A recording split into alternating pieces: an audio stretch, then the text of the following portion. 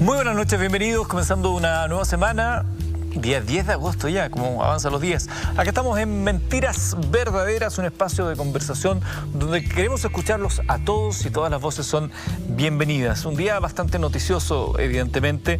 Hoy se realizó finalmente la formalización por violación, femicidio e inhumación ilegal del único imputado de la muerte de Ámbar. Estamos hablando de Hugo Bustamante. Sin duda causó mucho revuelo el componente de violación que se agregó en la acusación durante el día de hoy, lo que no hace más que hacer aún más sombrío este triste episodio del cual hemos venido hablando los días anteriores. También el gremio de camiones ha hablado el día de hoy. Hoy bloquearon las carreteras del sur, tocaron sus bocinas en son de protesta. José Villagrán, quien es dirigente de FEDESUR, se reunió con el ministro Víctor Pérez durante la jornada y la federación se declaró en alerta y dispuestos a un paro si no se ve en el gobierno medidas en favor de la protección de este gremio. Dijeron ellos, una quema más de un camión y vamos a reaccionar. Bueno, eso ocurrió durante la tarde del día de hoy. A ver, la semana pasada entrevistamos a Daniel Jadwe, quien ha manifestado su interés, alcalde de Recoleta, quien ha manifestado su interés en ser candidato presidencial, aunque él señala que primero será candidato a la reelección por dicha comuna. Nuestro invitado del día de hoy, el año 2017, obtuvo 522.946 votos, representando el 7.93% de los sufragios. Eso se podría parecer, aunque son entes distintos, al 7% de preferencias que tiene Joaquín Lavín como presidenciable, según CADEM, o al 6% de preferencias que tiene el propio alcalde de Recoleta. José Antonio Kast está con nosotros esta noche. Bienvenido, José Antonio, gusto de tenerlo por acá nuevamente. Muchas gracias. No sabes lo emocionado que estoy de estar hoy día aquí después de 3 meses de que ustedes me invitaron, Sí, pues. Porque yo les debo un homenaje y un agradecimiento, porque ¿Por qué no lo invitan a no me José Antonio invitan, Kast a la no me tele? invitan, así que yo digo aquí y ahora que si paso a la segunda vuelta presidencial, como ya Jado está anunciando, la exclusiva de esa noche, si ustedes me invitan. Correcto. va a ser Perfecto, para- ya. Así que queda podríamos firmado. cubrir. ¿Por qué cree José Antonio Kast que no es un personaje que es invitado a los matinales, que hoy en día tiene un largo desfile de políticos o a los programas de política que existen en televisión? A ver, yo hago la distinción porque a mí me encantaría ir a programas de política más que a programas de matinales, salvo que los matinales cambiaran un poco el estilo y hablaran de algo más constructivo, porque es como el club de la pelea, todas las mañanas, ¿no es cierto? Primero eran alcaldes, ahora son parlamentarios, pero no así los programas de política. Este es un programa donde se puede hablar de política, donde sí me interesaría ir, pero yo no sé si son los editores, los dueños de los medios, pero no se ha logrado. Pero qué interesante ese punto, José Antonio, porque dice o se comenta que en general los medios responden a los poderes fácticos, los poderes económicos vinculados con la derecha. Usted es un hombre de derecha y sin embargo no lo invitan. ¿Qué podría estar pasando ahí? Bueno, habría que preguntarles por qué prefieren invitar, no sé, al mismo alcalde Jadwe, que lo que va a hacer es algunos de ellos mismos quitarle la libertad de expresión, como lo han hecho en otros países, que él dice que no va a copiar el modelo, porque él es muy hábil y le dice, no, nosotros no tenemos modelo, no tenemos un modelo comunista copiado, sino es un modelo propio nuestro. Y los medios como que, o los dueños o los editores, quizás le tienen temor y quieren abuenarse con alguien que eventualmente podría, si es que llegara, ¿no es cierto?, a un cargo de poder, perjudicarlos de alguna manera. Y en mi caso, a lo mejor, algunas de las cosas que digo no les gustan, porque yo genero algún tipo de reacción tanto en la izquierda como también en parte de la derecha, que me mira con recelo cuando hablo de sacar a operadores políticos, a apitutados, parientes, o analizar cómo se gastan los recursos del Estado en distintos medios, no digo medios televisivos, sino que en distintos medios, cómo el Estado gasta sus recursos. Correcto. Porque yo soy partidario de achicar el Estado. A lo mejor todo eso les genera algún grado de temor, y porque también he enfrentado a algunos periodistas o a algunos medios diciendo, mire, usted no está diciendo la verdad, o si la está diciendo, está ocultando su tendencia política, porque yo no tengo problema que un medio tenga una línea política, Correcto. pero en la medida que lo sincere. Claro, Sí. como se hace en Estados Unidos, donde la prensa, todos manifiestan claramente cuál es su línea de pensamiento de acción. Le quiero recordar a todos ustedes, estimados amigos que están en sus casas, que a través del hashtag CASRespondeMB pueden plantear preguntas. Nosotros las vamos a tratar de ir canalizando durante esta noche. Vamos a estar todo el programa con José Antonio Kast para hablar de actualidad, para hablar de propuestas también. Pero antes de seguir con esta conversación, quisiera saber, José Antonio, usted ¿ha tomado la decisión, ya está en reflexión? ¿En qué proceso se encuentra respecto a la posibilidad de ir nuevamente a una elección presidencial?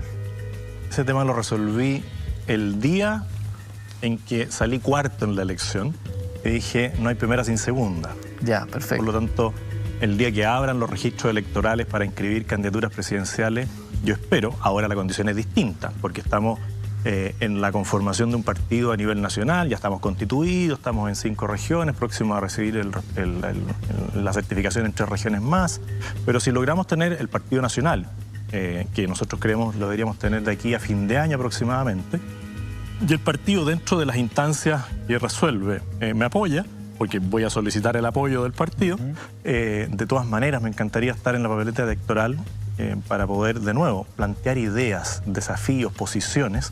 Y creo que sería un esquema muy distinto al que ya ocurrió, porque hace un par de años atrás, el año 2016, a esta fecha, yo no marcaba nada en las encuestas. Siempre se dice, mira, las encuestas son fotos de un momento, claro, nadie las mira.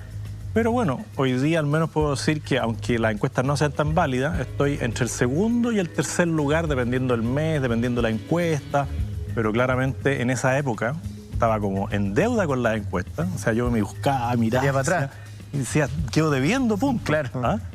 Pero ahora ya estoy posicionado como uno de los eventuales candidatos y me encantaría estar en la papeleta. José Antonio, y ahí también, antes de llevarlo como a la actualidad, la irrupción de Daniel Jadwe, que no estaba tampoco hasta hace poco en las encuestas y ahora ha venido creciendo.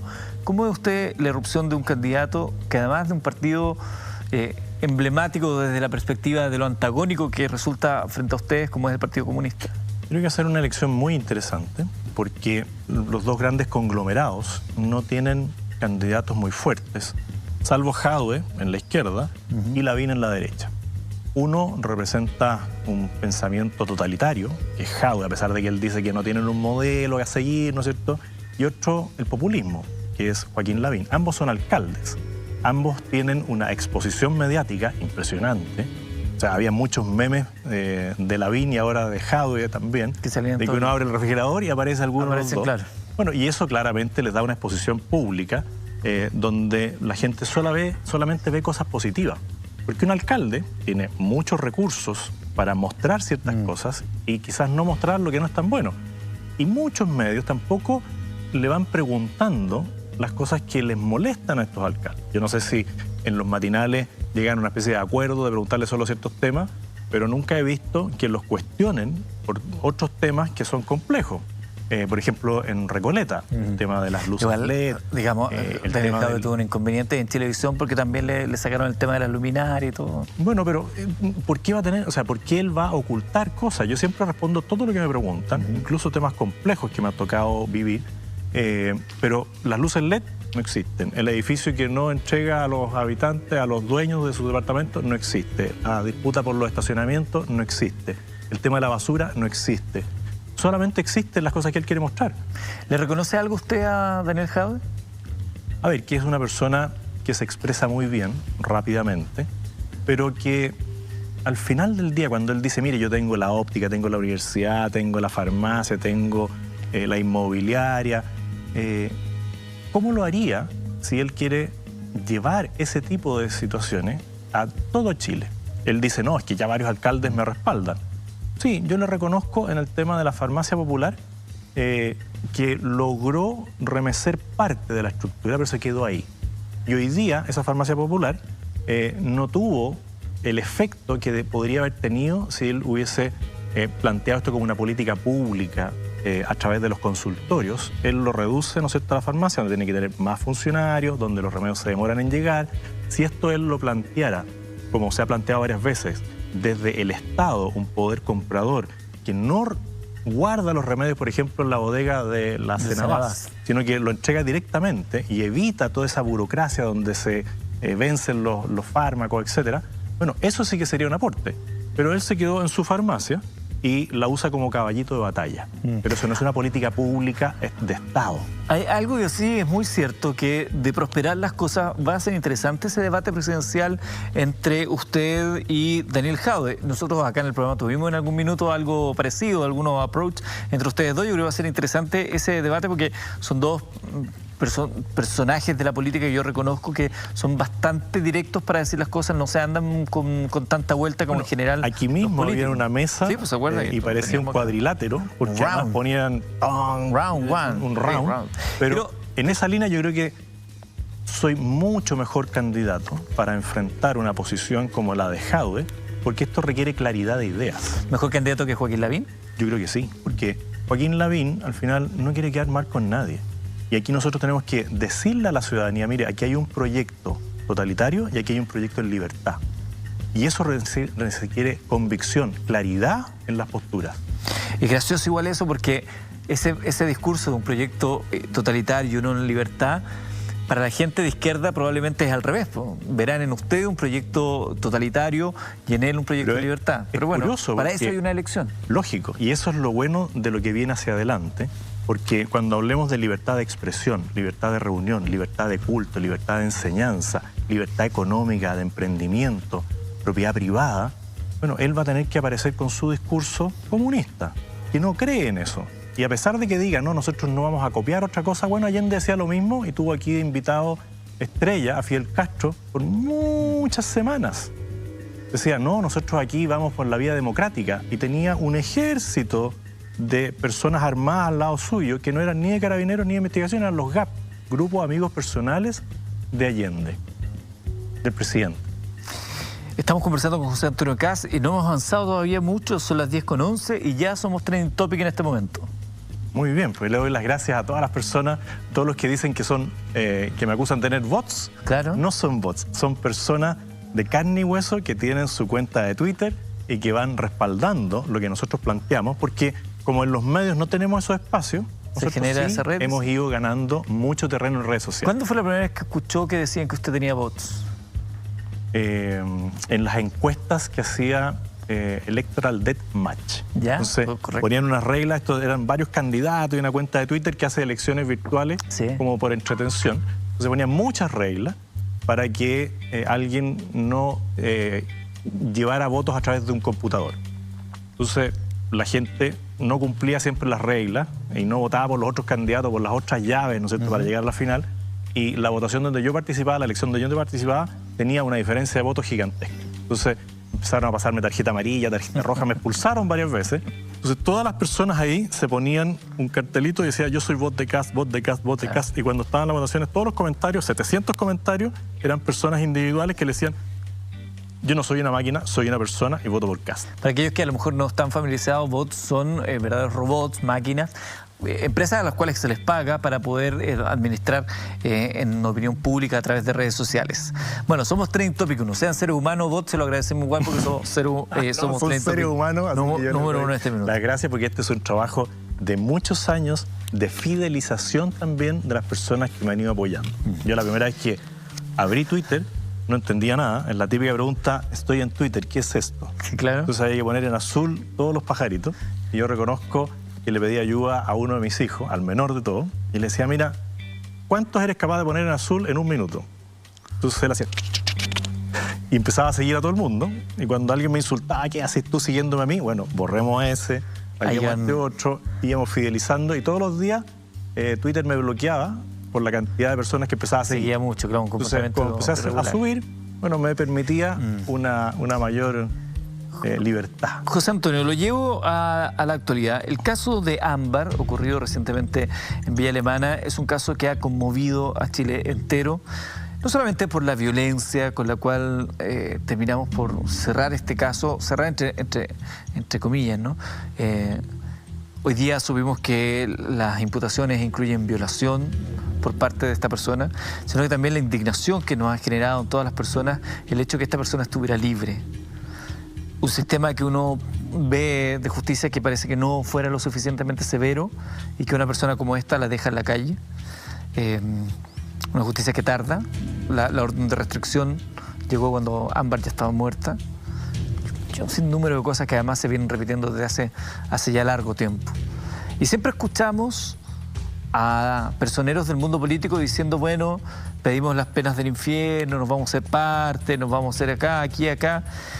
Y así como esta Ámbar, tuvimos otra Ámbar de 1 año y 7 meses que fue violada y asesinada por su padre.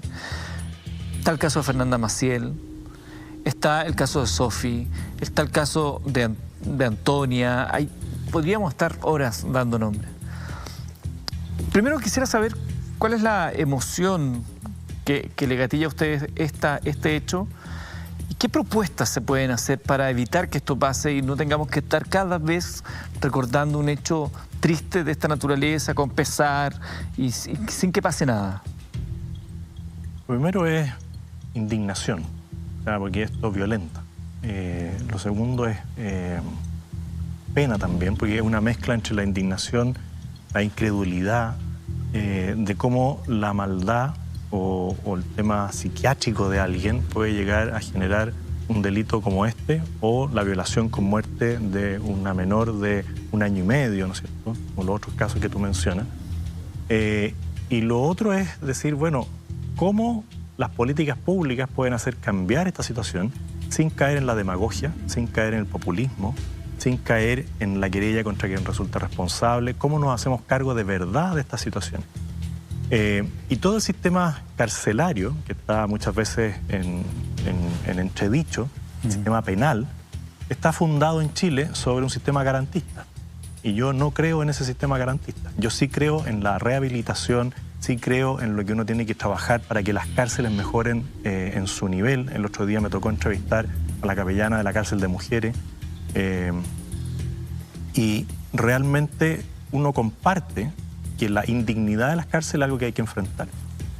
A mí me tocó hacer todas mis prácticas en derecho penal, en la ex cárcel pública, que estaba ahí en General Maquena, y en la penitenciaría. Me tocó ver los pabellones psiquiátricos y otras situaciones, y uno también dice ahí hay indignidad. Pero para enfrentar eso, primero, se requiere un sistema judicial que esté a la altura. Y aquí, por muchos años, al igual que con el Parlamento, al igual que con la política en general, la gente le ha perdido la confianza a las instituciones. Por lo tanto, yo creo que lo primero es sincerar el tema de que el Poder Judicial requiere una reforma importante. Una nueva reforma procesal. Una reforma, no solamente una reforma procesal penal, sino también una reforma en lo civil, en la forma de ejercer justicia. Porque hay muchos temas que colapsan los tribunales que podrían estar perfectamente en el mundo privado del arbitraje en lo civil.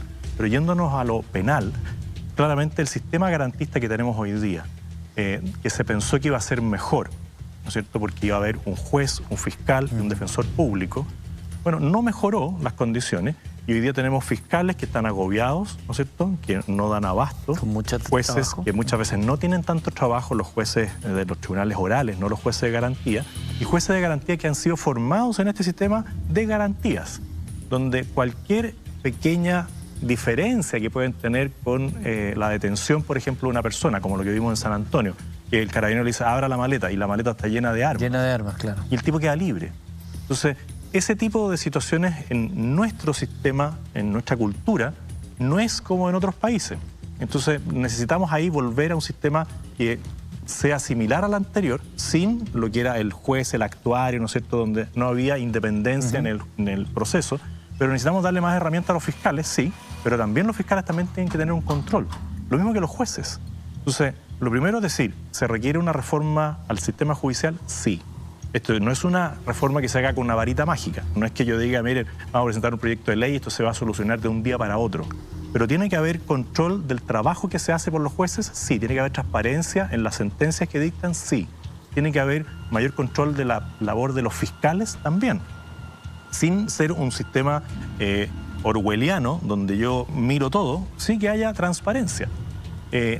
Respecto de la Defensoría Penal, bueno, los delincuentes hoy día tienen asegurada su defensa penal, pero las víctimas no, porque los fiscales al final siguen las causas más emblemáticas y todas las causas pequeñas no reciben la atención porque no tienen tiempo. Si uno también puede llegar a entender a los fiscales, que no pueden perseguir a cualquiera que comete robos reiterados. Después, no pensar que las leyes van a solucionarlo todo, porque aquí se dice, no, si volvemos a la pena de muerte, esto no va a ocurrir. Yo no creo en la pena de muerte. Y ahí voy a perder muchas personas que dicen, no, hay que volver a la pena de muerte. Yo creo en la cárcel efectiva, en la cadena perpetua efectiva, con un cambio en el sistema penal, sí, pero no creo en la pena de muerte. ¿Qué da la sensación de que sería su sector mayoritariamente el que estaría de acuerdo con el regreso de la pena de muerte? Hemos explicado que en el programa de los protocolos firmados por Chile, la dificultad que esto implica, que la pena de muerte existe en Chile para la justicia militar, no así en la justicia civil. Así todo usted se manifiesta en contra de aquello. Sí, porque yo tengo la convicción, y esta me la fui haciendo en el tiempo, porque mientras estaba estudiando Derecho, sí era partidario y defendí muchas veces el tema de la pena de muerte como una sanción ejemplarizadora. Pero aquí también estamos frente a casos de desequilibrio psiquiátrico que no se van a solucionar con la pena de muerte, pero sí con la pena efectiva, con la condena perpetua efectiva. 40 años al menos. Sí, y con un sistema judicial que haga responsables a las personas que hacen mal su trabajo. Sí.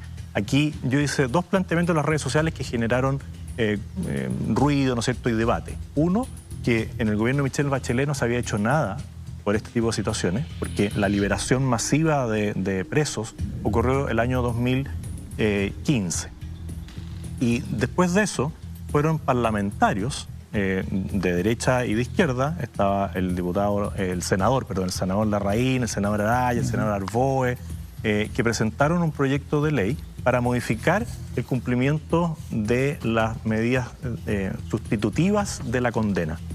Bueno, le quitaron una atribución, en algún momento se le quitó, eso fue antes, en el año 2012, a los ceremis la intervención para independizar el Poder Judicial. Y quedaron los jueces de manera autónoma diciendo este se va con libertad condicional y este con pena sustitutiva y este no. Bueno, y en este caso, en Valparaíso, la jueza que estaba a cargo, junto con los otros 4 jueces, decidieron que todas estas personas quedaban libres porque no le creyeron al informe de Gendarmería. Y Michelle Bachelet, si bien no indultó, porque ahí hay un error, yo nunca puse que había indultado, yo dije no hizo nada. Y efectivamente no hizo nada, porque lo hicieron los parlamentarios. Y esa ley recién se publicó ahora, en enero del año 2019.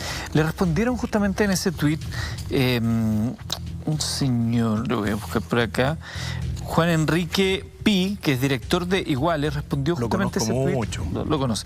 Que dice que finalmente usted, cuando era diputado y eso se votó, usted no fue a trabajar ese día.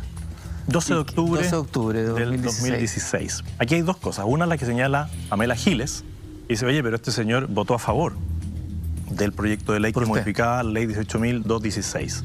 Y se dictó una ley que modificó el tema de la pena de la libertad vigilada, la libertad condicional, y se puso como una pena sustitutiva. En esa ley, donde yo las voté todas porque lo revisé después del señor Pi, en esa ley se puso el tema del control telemático, del brazalete, se estableció la expulsión de extranjeros que cometían delitos, penas de trabajo comunitarios, etc. Después de esa ley viene otra ley donde se van a modificar. Son distintas. Entonces, la ley que modifica el sistema de la pena sustitutiva es la que se hace el 2012.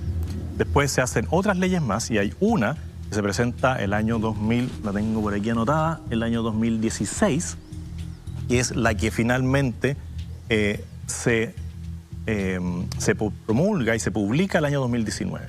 Y en una de las discusiones, efectivamente yo no estuve en la sala, que es la del 12 de octubre, pero es una ley que se inicia en ese año y termina el 2019. Por lo tanto, hubo una discusión parlamentaria muy larga, comisión mixta, Senado, etc. Entonces, no por la ausencia de un parlamentario, que en este caso soy yo, en una votación puntual, uno va a cambiar de opinión o va a afectar la ley definitiva. José Antonio, en este caso entonces en particular respecto a la situación de los presos, sabiendo que están hacinados actualmente y considerando que no sería una mejor idea darles la posibilidad de que salgan, porque finalmente si los sacan es porque hay mucha gente presa, ¿habría que aumentar la cantidad de cárceles? Y si es así, si es que va a aumentar la cantidad de cárceles, ¿de qué manera también propiciamos que haya un verdadero proceso de reinserción para aquellos que caen en prisión, para que puedan salir después de la sociedad y no sean reincidentes todo el tiempo? Bueno, uno de los errores de los jueces es precisamente decir vamos a liberar muchos presos porque hay hacinamiento,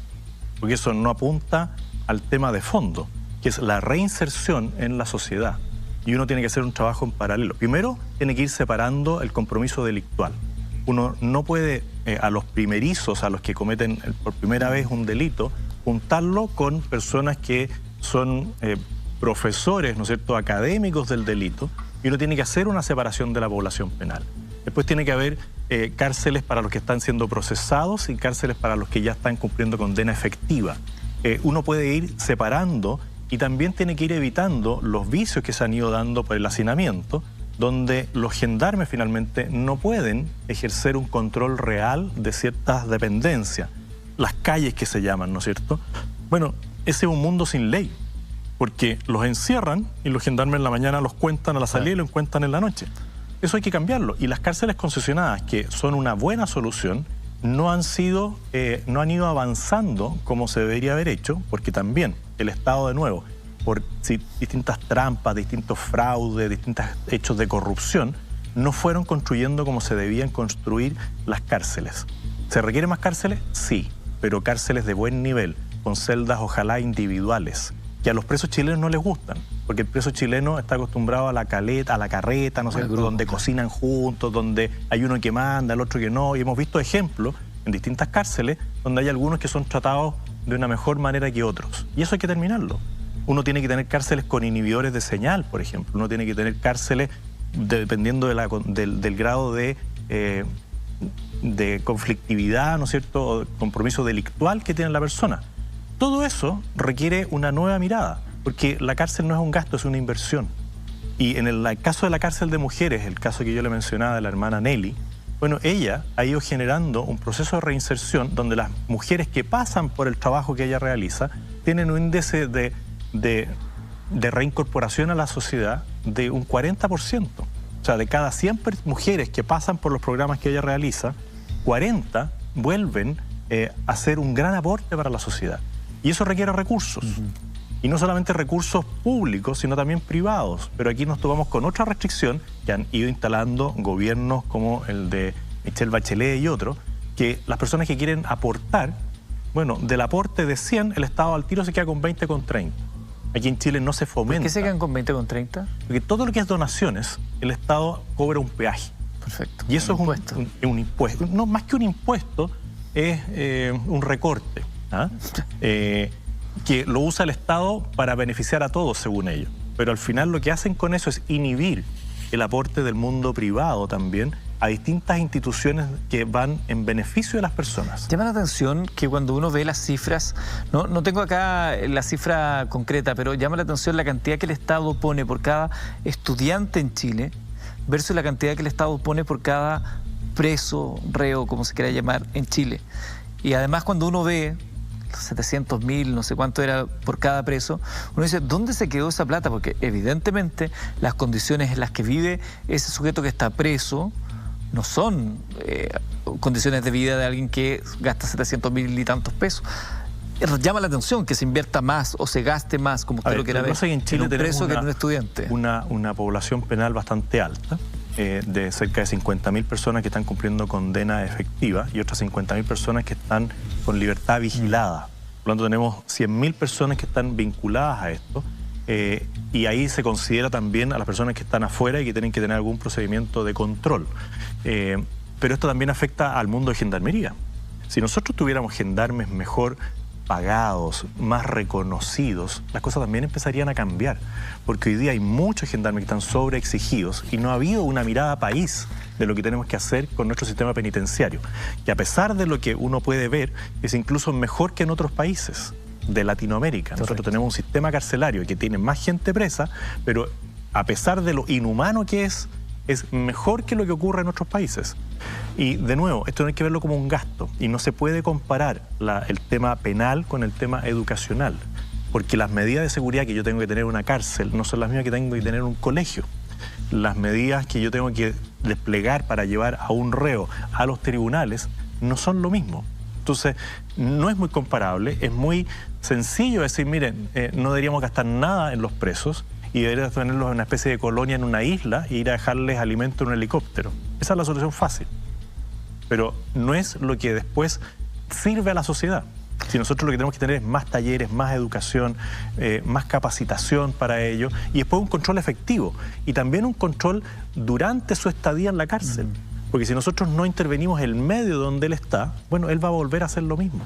Le propongo lo siguiente, hay un video que se ha viralizado en estas últimas horas que tiene que ver con un parlamentario, el diputado comunista Hugo Gutiérrez, enfrentando un control policial. Me gustaría que lo viéramos y luego lo comentamos.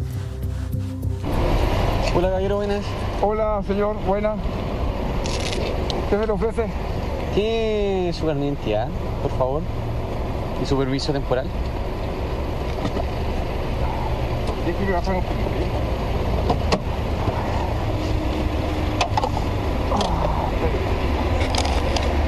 ¿Es su familia de acá, cierto?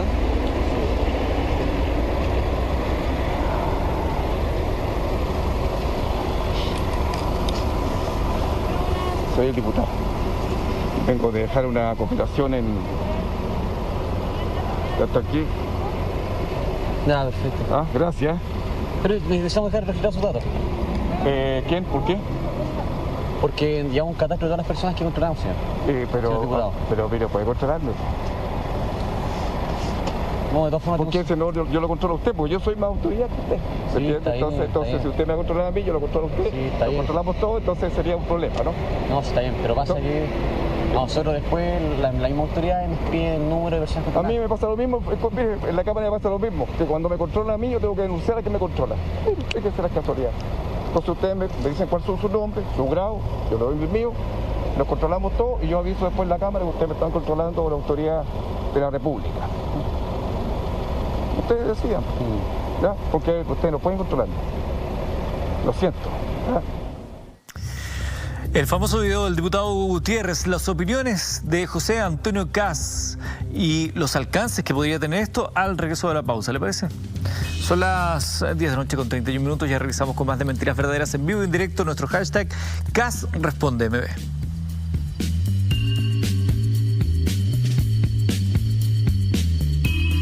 De regreso, ¿no? Estábamos revisando ahí redes sociales a través de las pantallas de la red en vivo y en directo.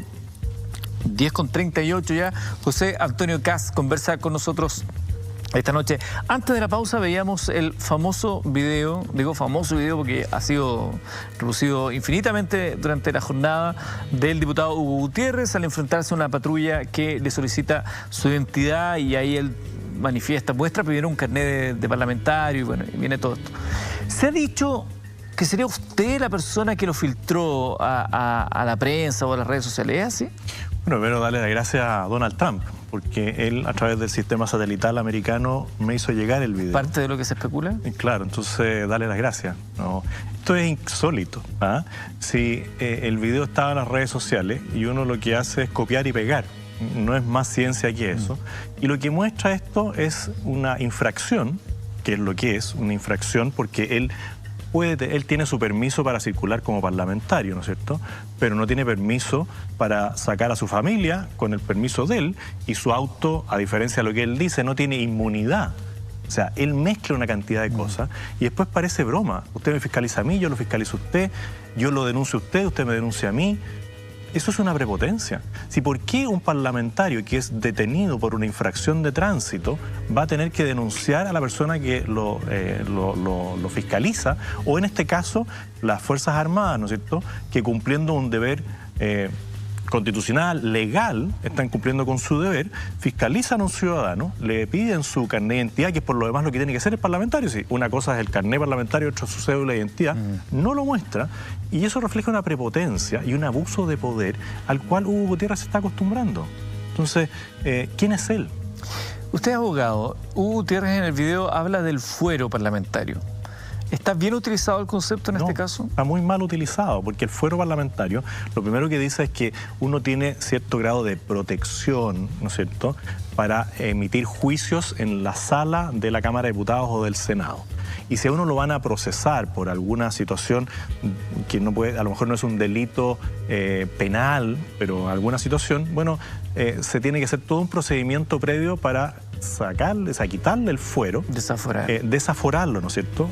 Y de ahí comenzar el juicio normal que afecta a cualquier ciudadano. Pero una infracción de tránsito, una infracción a las normas de la cuarentena, es algo que es fiscalizable y sancionable. No por ser parlamentario puede manejar a 150 kilómetros por hora. Como ocurrió en algún momento con Y eso Girardi. le sucedió al diputado Jocelyn Holt, le sucedió al senador Girardi. Yo pensé que este tipo de prácticas abusivas habían terminado con el senador Girardi, porque cuando lo fiscalizaron a él, el carabinero que lo fiscalizó terminó, no sé si en Bisbiri, porque él era amigo de Javiera Blanco. Y lo llamó y le dijo, oye, este carabinero me fiscalizó, y el carabinero fue sancionado. De ahí para adelante las cosas cambiaron porque la misma prensa se encargó de ir mostrando el abuso de poder. Y aquí lo que sí podrían, y le doy la idea a algunos parlamentarios, que presenten un proyecto de ley para que haya protección para las denuncias anónimas de abuso de poder y que todas las actuaciones de cualquier funcionario público estén casi en vivo y en directo. O sea, las GoPro que tienen los carabineros, en este caso tenían los marinos, debieran tener conexión automática para que cualquiera los pueda estar viendo, como la sesión de la sala. ¿Qué tiene que temer él si lo van a fiscalizar? ¿Por qué tiene que bajarse como con prepotencia y decir, soy el diputado? Tú no me conocí, no sabéis quién soy. O sea, ¿usted calificaría esto como un abuso? Un abuso de poder absoluto, total, de un tipo de arrogancia y de superioridad de alguien que no la tiene por el hecho de ser parlamentario, si él es un ciudadano común y corriente, salvo en ciertas actuaciones que él realiza, y el carné que le permite efectivamente circular por lugares que a veces las fuerzas policiales tienen restringidos. Claro. Ahí dice, usted podrá pedirle al carabinero que lo deje pasar a un lugar que está restringido de tránsito, pero no le permite sacar a la familia completa. El Partido Comunista presentó un comunicado durante el día de hoy, dice, lo vamos a ver ahí, el Partido Comunista en relación sobre el video de Hugo Gutiérrez que circula en los medios de comunicación y redes, estima necesario aclarar por qué la Armada entregó este video de cámara Pro a conocimiento público por vías no regulares. ¿Fue la patrulla o fue la Armada? Está claro que el diputado no se negó al control que se realizó en un estacionamiento privado donde se encontraba de regreso en una actividad territorial propia de su cargo.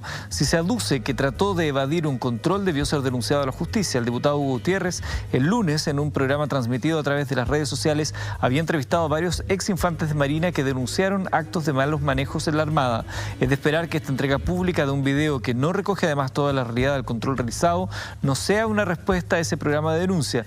Debiera quedar claro que el trato que se dio a la familia del diputado, que de ninguna manera fue deferente, como afirma el ministro de Defensa. Demandamos total claridad sobre el proceder de los funcionarios de la Armada. Partido Comunista, 9 de agosto. ¿Qué le parece la declaración del Partido Comunista? Insólita y propia del Partido Comunista. Sí, aquí lo que se denuncia es una infracción. Esto es como el ladrón detrás del juez. ¿Qué les cuesta a ellos reconocer que el diputado cometió una infracción al sacar a su familia con un permiso que no tenía? ¿Qué problema hay en que lo fiscalicen? ¿Por qué quieren ocultar la información? Así como la está ocultando quizás el municipio de Iquique, al no mostrar todas las imágenes cuando se atenta contra el cuartel del Ejército, donde estaba también en la muchedumbre el diputado Gutiérrez. Si él tiene como característica el saltarse la ley y sentirse por sobre cualquier persona. Entonces el Partido Comunista, esto es insólito. En vez de reconocer una falta, van, como lo harían en cualquier país comunista, saltándose las normas, las leyes, y en todos esos países les sale gratis. En Venezuela, en Cuba, en Corea del Norte, ellos harán lo que quieran. Aquí en Chile no. Convengamos, José Antonio, convengamos en algo. Porque cuando uno ve la imagen del diputado Hugo Gutiérrez, uno dice, ¿para qué hace eso? Es una falta de respeto, se ve como un abuso de poder, yo soy diputado, como que puedo ir para donde yo quiera. El carnet uno lo tiene que mostrar, si se lo pide a mí un carabinero, cualquiera de nosotros. Yo también tengo una autorización especial para andar por las calles, por la naturaleza de mi trabajo, pero si un carabinero o una patrulla me pide el carnet, yo obviamente se lo voy a mostrar, no voy a estar yo diciendo, no, es que yo, o sea, eso de que yo soy más autoridad que usted suena feo de todos lados. Pero digamos que no es propio o no es únicamente, no solo se ve en el Partido Comunista, se ha visto también en parlamentarios y autoridades de diversos ámbitos, desde la izquierda hasta la derecha.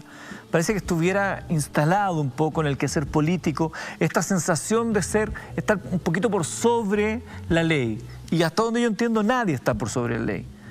Entonces, ¿qué se puede hacer por eso es tan para bueno eso? Que se haga todo público. Pero ¿qué podríamos hacer para que la clase política en general, ahí usted está dentro de esa clase política, entiendan que no están por sobre los ciudadanos, sino que son ciudadanos como todos nosotros que tienen una representación popular, pero eso no les da un poder especial ni una omnipotencia en particular. Cambiarlo. Si hay elecciones de aquí a un año más, a un año y medio más, bueno, cambiemos como salió Jocelyn Holt, como salió Palma, como salió, no, Lavandero salió por otras causas, pero varios de los que le mostraban el dedo a Carabineros, los insultaban, salieron. Los que se han salvado son Girardi, que la sacó gratis, y otros por ahí que esto pasó antes de que esto fuera tan público. Y hoy día hay que darle gracias a las redes sociales. Ahora, el actuar en lo ético de los parlamentarios debe ser revisado, y se lo voy a plantear honestamente. El parlamentario que existe actualmente en las filas del partido suyo, el diputado Urrutia, se ha visto envuelto con frases inadecuadas, con comportamiento inadecuado. ¿Es un tema que ustedes lo hablan? No tengo en este minuto el caso en particular, pero yo recuerdo algunos dichos del parlamentario Urrutia. Ha tenido dichos, y lo último que lo hizo más famoso es que en la sesión telemática él tenía un cuadro del general Pinochet atrás. Y se suspendió la sesión y los parlamentarios, estos mismos parlamentarios, ocuparon 2 horas de debate por si era legítimo o no que él tuviera una foto de Pinochet atrás, que fue presidente de la República. ¿Le gustará a alguno o no le gustará? Fue presidente, dictó una constitución que es la misma constitución que permitió que el señor Hugo Gutiérrez llegara a ser parlamentario. Y es la misma constitución que él no quiere respetar porque hoy día tiene una causa en el Tribunal Constitucional porque utilizó niños para mostrar imágenes violentas en contra del presidente de la República. Bueno, la misma constitución que lo hizo diputado, él no la quiere respetar. Y el diputado Urrutia, en esta semana, bueno, tuvo este tema, y yo, a ver, no le encuentro nada de malo que alguien pueda tener la foto de Augusto Pinochet en su oficina, así como ellos tienen la foto de Allende, la foto del Che Guevara, que es una máquina de matar, como él mismo se definía, pero hacen un escándalo. Y después sale Pepe Out, del cual yo tengo una buena opinión, diciendo que la sesión telemática es como que si estuviera en la sala. Bueno, y aparece en la misma sesión chilling fumando. En la sala no se puede fumar. Entonces, apliquemos la misma norma para todos. Y ahora, ¿qué quieren? Que estén en un cubículo blanco, ¿no es cierto? Espectral. A menudo dijeron eso, que fuera un lugar aséptico, entre comillas, sin ninguna imagen, incluso refiriéndose a poleras o cualquier otro tipo de... Bueno, también evitemos que a una diputada le digan, mi amor, te llaman a votar, a la diputada Chicardini. Evitemos también que otros estén comiendo o tomándose un traguito, ¿no es cierto? Bueno, son cosas, ese tipo de cosas, yo creo que sí hay que llamarlos al orden, pero estar en un lugar aséptico, bueno, en la Cámara de Diputados, la cantidad de carteles que hay es increíble. Yo en su momento ponía un cartel que era un número, que eran los días que llevaba preso Leopoldo López en Venezuela. Y lo cambiaba todos los días. Y como soy constante y perseverante, ¿no es cierto?, los volvía locos a los de izquierda. Termina con tus carteles. No, porque lleva un día más preso en esa narcodictadura que ustedes respaldan. Los que son amigos ahí del senador Navarro, del diputado Hugo Gutiérrez, bueno, ellos tienen un doble estándar permanente. Entonces aquí, un hecho puntual de una infracción de un diputado con su familia, que además dice que su auto tiene inmunidad, si él es abogado, ¿de a dónde el auto del parlamentario tiene inmunidad? Y este punto que plantea el Partido Comunista de investigar cómo se filtra esta imagen de la Armada a la opinión pública, saltándose los conductos regulares. O sea, yo le agradezco que el video se haya dado a conocer, si no sería un abuso más de este señor que está acostumbrado a lo mismo. ¿Cuántas querellas ha presentado el diputado Hugo Gutiérrez en contra del presidente de la República, en contra de las Fuerzas Armadas, ¿no es cierto? Una vez hizo un tremendo escándalo porque en un submarino a lo lejos le tomaron una foto a unas cajas de cerveza. Y eran unos marinos que habían comprado con su plata una cerveza para hacer un asado después de estar 15 días sumergidos, no en el submarino, en un recinto de la Armada destinado a la recreación. Este Hugo Gutiérrez, el mismo Hugo Gutiérrez que estuvo en la manifestación violentando un establecimiento del ejército. ¿Deberían sacar a Hugo Gutiérrez entonces del Congreso? O sea, yo espero que el Tribunal Constitucional acoja la presentación que hicieron los diputados de la UDI. Eso espero. Si este señor se salta todas las normas. Y eso es inaceptable, le hace un daño a la democracia enorme. Además viene en baja, porque También denunció al exalcalde de Alto Hospicio, ¿no es cierto? Un diputado, ahora es diputado de Renovación Nacional, y sacó menos votos que él, si viene a la baja. Y hoy día tiene una discusión con Fulvio Rossi. Yo no ocupo ese tipo de lenguaje para referirme ahí, pero Fulvio Rossi le dice en buen chileno, eres un cara raja. ¿Qué es lo que es? José Antonio, usted acaba de mencionar, por ejemplo, el caso del diputado Urrutia con la foto de Augusto Pinochet detrás. Muchos de los que son detractores suyos lo vinculan con la dictadura militar. Incluso es célebre esa respuesta que le da usted cuando alguien le pregunta, bueno, ¿qué estabas haciendo tú para la dictadura? Y usted dice, bueno, jugando con juguetes, porque yo era niño en aquellos años. Estaba viendo los Banana Split. Los Banana Split o algo así. Ahora, hoy que usted ya es una persona adulta, con un presente político y que tiene interés de ser presidente del país, ¿cuál es su reflexión o su perspectiva respecto a lo que fue el régimen político en Chile desde el año 73 hasta el año 89? Hubo una dictadura, la violación de los derechos humanos. ¿Cuál es finalmente su posición? Primero decir que el gobierno de Allende fue declarado ilegítimo por la Cámara de Diputados. La misma Cámara de Diputados donde están sentados hoy día, ¿no es cierto? Y Jadwe le dice, bueno, a lo mejor con la democracia cristiana. La democracia cristiana, encabezada por Orrego, por Elwin, por todos ellos, ¿no es cierto? Firmaron y votaron una declaración que declaró fuera de la ley de la Constitución al gobierno de Salvador Allende. Después de decir que Salvador Allende no lo derrocó el pueblo. O sea, no es que los militares se hayan levantado enojados un día y le dijeron, te vas. No. Claramente fue el pueblo de Chile que se levantó y le solicitó a las Fuerzas Armadas que hicieran un pronunciamiento militar. Y yo eso lo valoro y le doy las gracias por haber dado libertad a nuestra patria, si no estaríamos quizás peor que Cuba y Venezuela. De ahí para adelante yo le reconozco al gobierno militar toda la obra modernizadora que hizo. Yo no soy pinochetista, yo no tengo una foto de Pinochet en mi oficina. Pero sí valoro el trabajo que se hizo, sí valoro el trabajo que hizo mi hermano como ministro en varias carteras del gobierno militar de focalizar el gasto público, de focalizar el gasto en los más pobres y de superar ciertos males endémicos de Chile. Chile tenía una cantidad de campamentos increíble y eso se empezó a solucionar. El agua potable rural, la luz eléctrica, el alcantarillado, que son hoy día cosas obvias. Bueno, en países como Argentina no es obvio. Entonces, todo eso yo lo reconozco. Reconozco la modernización del sistema económico que nos permitió llegar a un estándar de admiración por parte de otros países y que hizo que nosotros hoy día tengamos un tema que no es menor con la migración, porque la gente quiere venirse a Chile, no se quiere ir de Chile.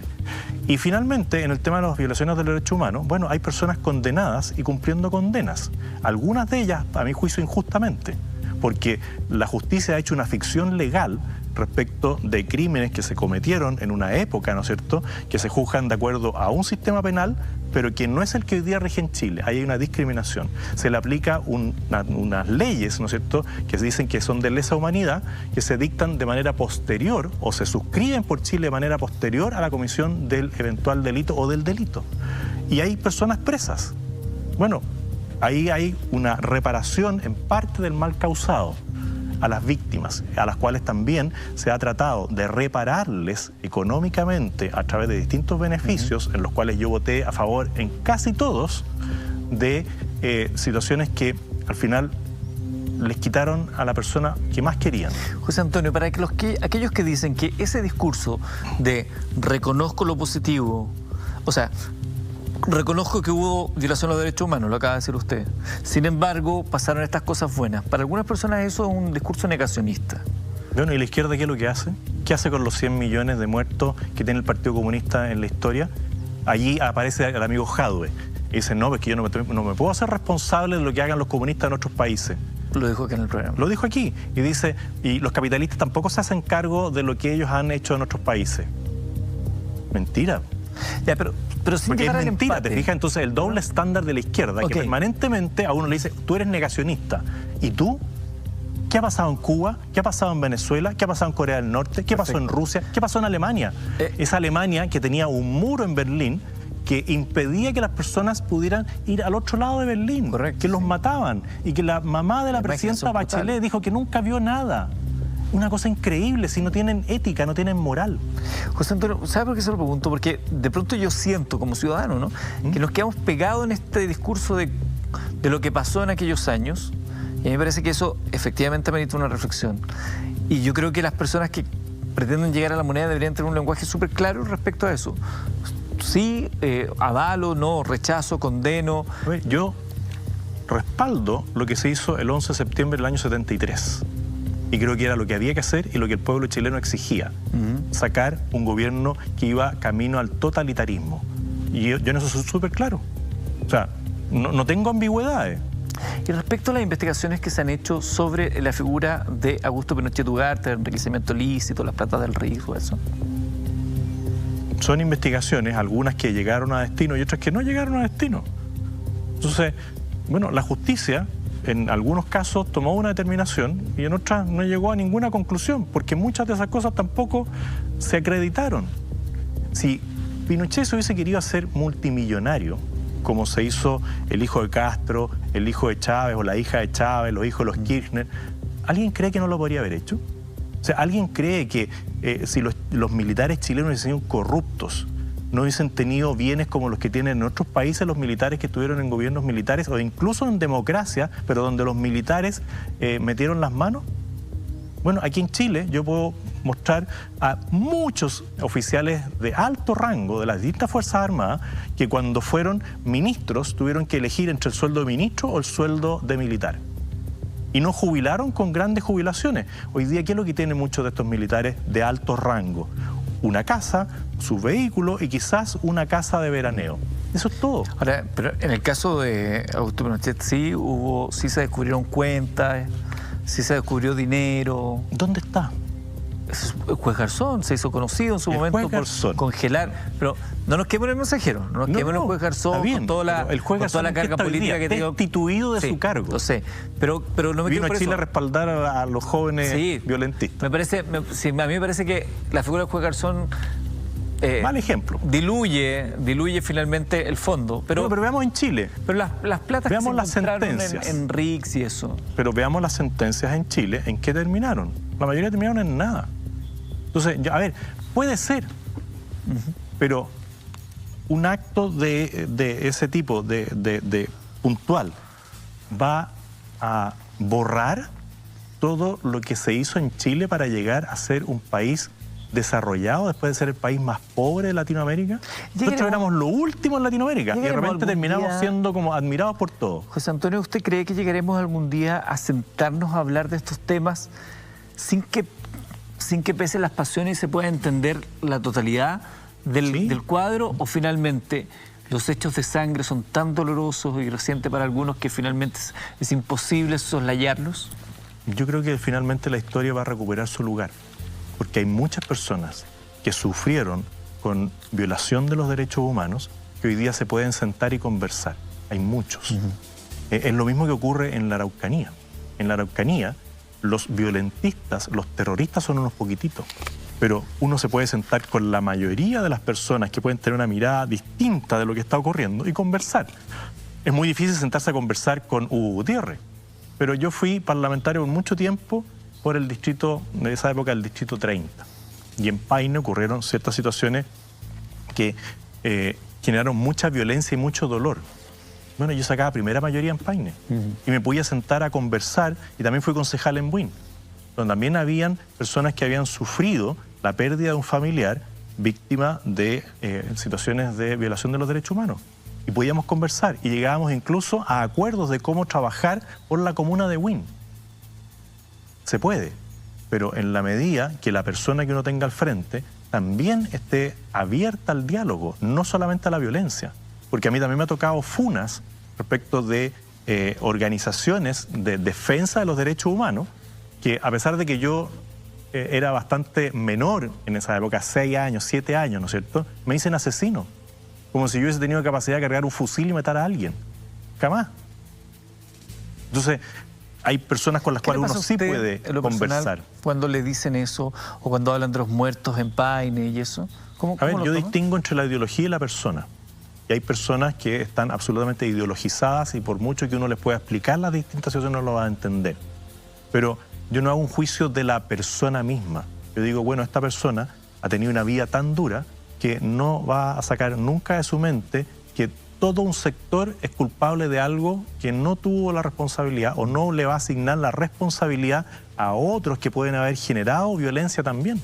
Porque si yo empiezo a escuchar lo que oía, por ejemplo, de mi suegro, aquí en Santiago, donde decía en las marchas se gritaba los momios al paredón y las momias al colchón. ¿Qué genera eso? Violencia. Y esa es una violencia que muchas veces después se vio reflejada entre ciudadanos, porque se dio vuelta la cuota de poder. Esas son pasiones que se fueron despertando durante los años de gobierno de Salvador Allende. Esa polarización que existió en aquellos años, donde existían cánticos de ese tipo, de un lado para otro, ¿siente usted que esa polarización se ha vuelto a vivir en las calles de Santiago después del 18 de octubre, donde ha habido un retorno desde la reivindicación social válida, me parece, también a hechos de violencia que parece que vuelven a poner a los ciudadanos unos contra otros? A ver, primero hay que decir que la izquierda ideologizada, la izquierda comunista, valida el uso de la fuerza y de la violencia, tanto verbal como física, de manera permanente como una herramienta, porque para ellos es inaceptable que alguien piense distinto. Por lo tanto, es muy difícil que la izquierda cambie de actitud.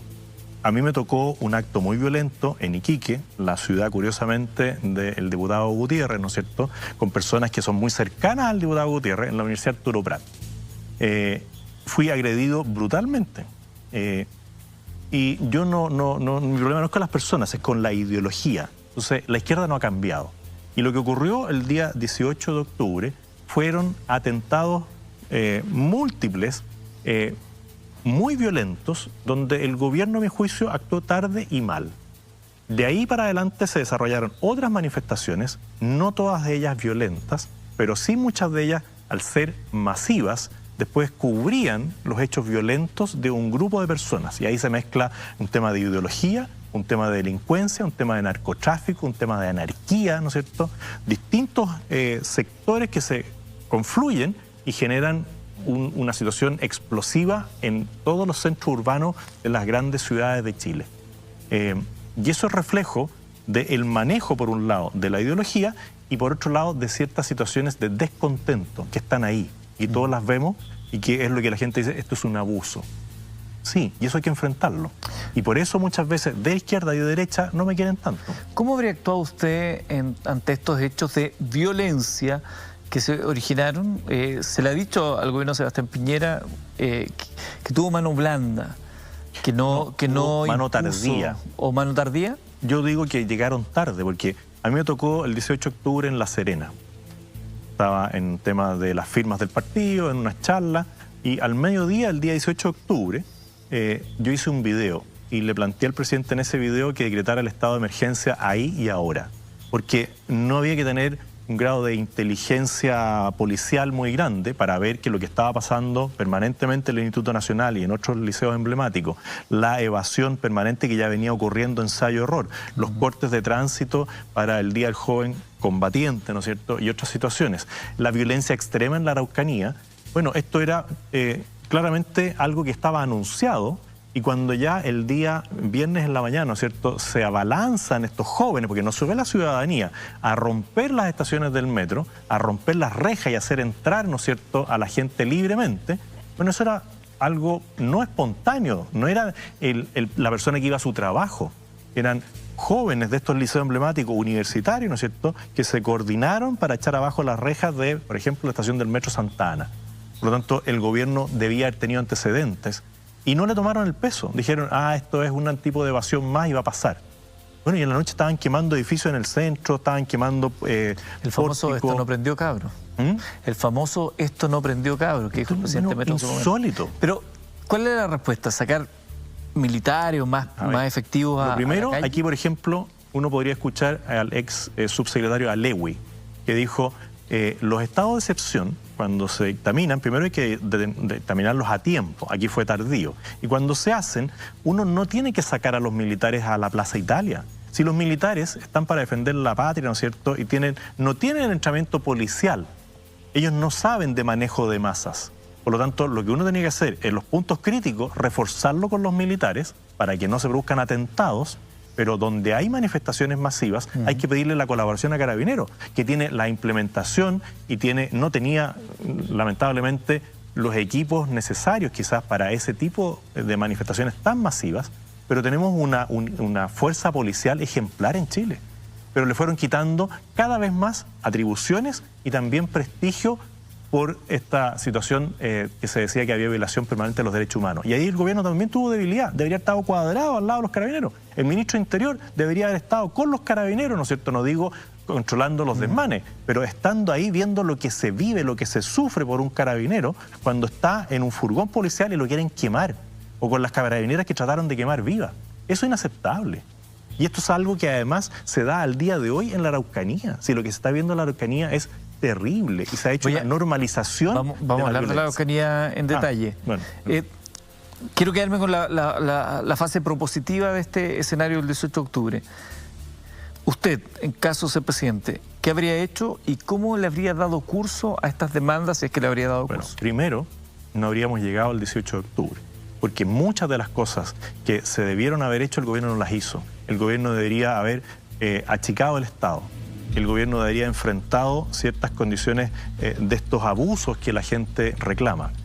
Había muchas cosas previas que hacer, pero ya en el momento... Deme así un ejemplo concreto, ya checar el Estado pero un ejemplo concreto de algo del abuso que podría haber hecho el gobierno. Las carreteras. Sí, el tema del cobro de los peajes, el TAC. O sea, yo vivo en Paine. Sufro todos los días, ¿no es cierto?, con el tema de los tacos generados por el TAC.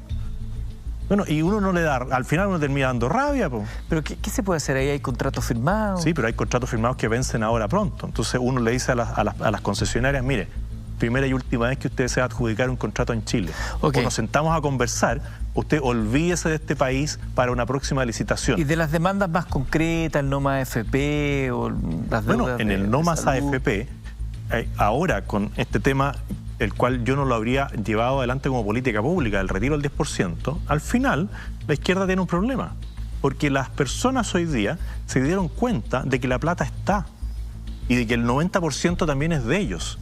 En un sistema de reparto no habría habido plata, porque habría sido del Estado, que es lo que quieren, entre otros, Jadwe. Decir, oye, nosotros nos vamos a quedar con todo esto y yo te voy a decir cuánto te toca. Sí, pero a Miriam Olate, la ex señora de Andrade, le tocó mucho más de lo que le habría tocado porque era de gendarmería. Era de gendarmería y se produjo un abuso. Y eso fue permanente en Chile hasta el año 78-80. Cuando se cambió el sistema, porque antes las distintas cajas que representaban a muy pocas personas terminaban abusando del obrero, del trabajador, que si no tenía las estampillas perdía como en la guerra, y porque además no había expectativas de vida más allá de los 70 años, entonces si alguien jubilaba, tenía la suerte de llegar a jubilar, y además no tenía la estampilla, se queda sin nada. Ya, pero la gente que hoy día dice, pucha, ya, ok, perfecto, José Antonio, bueno, privaticemos una parte de Codelco. ¿Usted estaría de acuerdo con privatizar una parte de Codelco? Sí, claro, 50% de todas maneras. ¿Para financiar mejores pensiones? Puede ser para mejores pensiones. Porque, para no escaparnos del tema, porque bueno, no lo reclamo la mitad de malas Codelco, pensiones en Chile. Vendamos la mitad de Codelco. Vendamos 100% Televisión Nacional. Vendamos 80% de NAP. Bueno, ahí habrían fondos para destinarlos directamente si se quisiera, siendo que en general los impuestos no van focalizados a un tema u a otro, pero ahí hay un tema. Achiquemos el Estado en un 30%. Y ahí la cantidad de fondos que podríamos recuperar. Terminemos el Transantiago, $1.000 millones, no, 800 millones de dólares al año. Pero cuando hablamos de privatizar para tener más dinero, para que vaya a pensiones, ¿no significa finalmente estar cediendo a un sistema de reparto que sea financiado finalmente por el Estado? A ver, no me responda todavía. Pues tenemos que hacer la pausa. Pero quiero hacer la pausa con un Twitter que me dice que probablemente, no sé si le va a gustar o le va a molestar. Veamos lo que dice el tweet. Es de Hugo Gutiérrez. Dice, ¿qué pasó? Lo escribió él. ¿El bloque de humor de Mentiras la Red no era el viernes? Es lo que dice Hugo Gutiérrez. Lo acaba de poner en su cuenta de Twitter. Podrían traer cuando venga la doctora Cordero. Upa.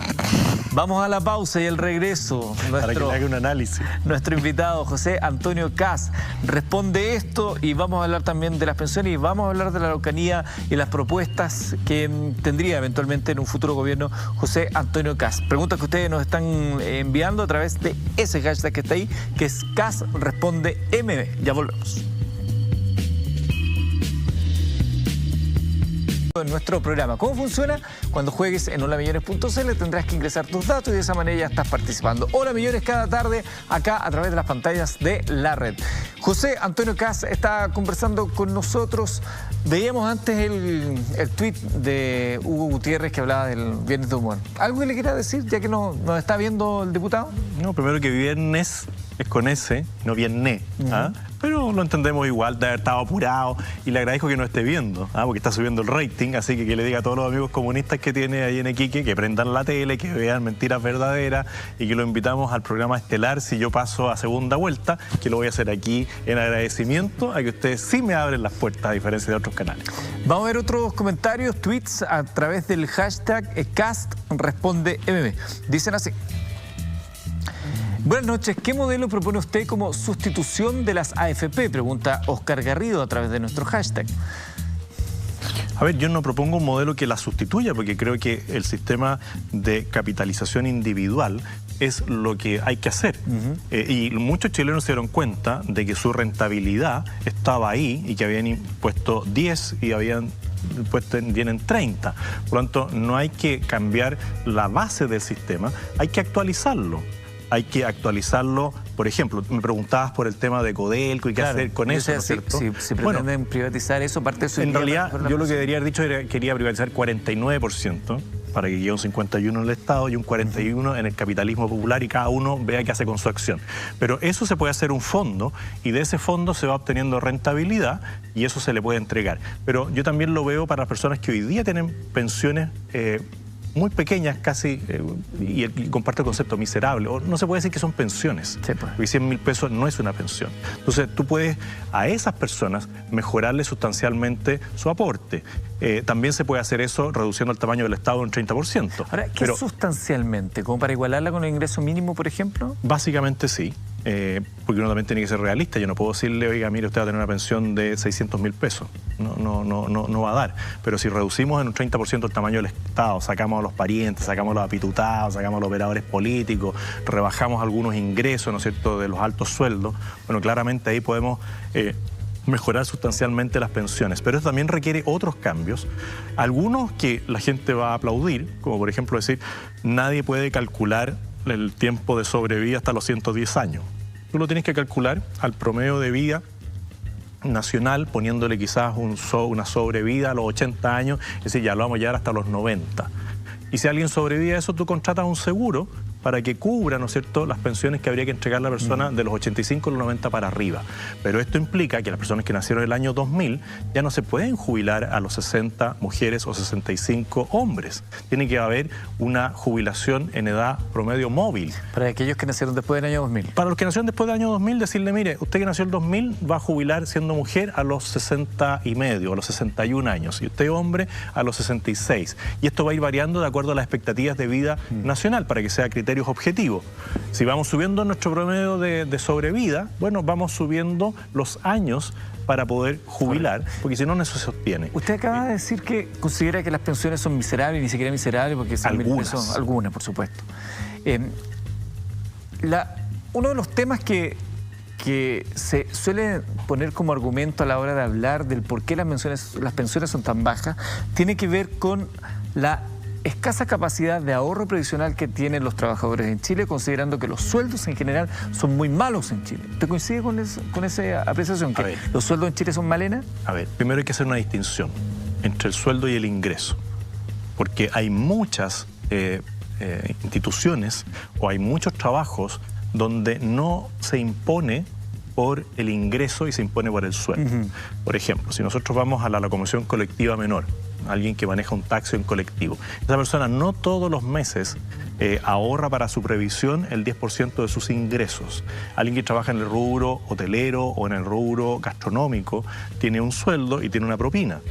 Las personas no ahorran el 10% por la propina. Sí. Entonces hay que hacer una distinción. Después hay que sincerar muchas cosas. Por ejemplo, cuando a alguna persona le dice a su empleador, no me suba el sueldo porque si me sube el sueldo tengo que pagar los bonos de FONASA.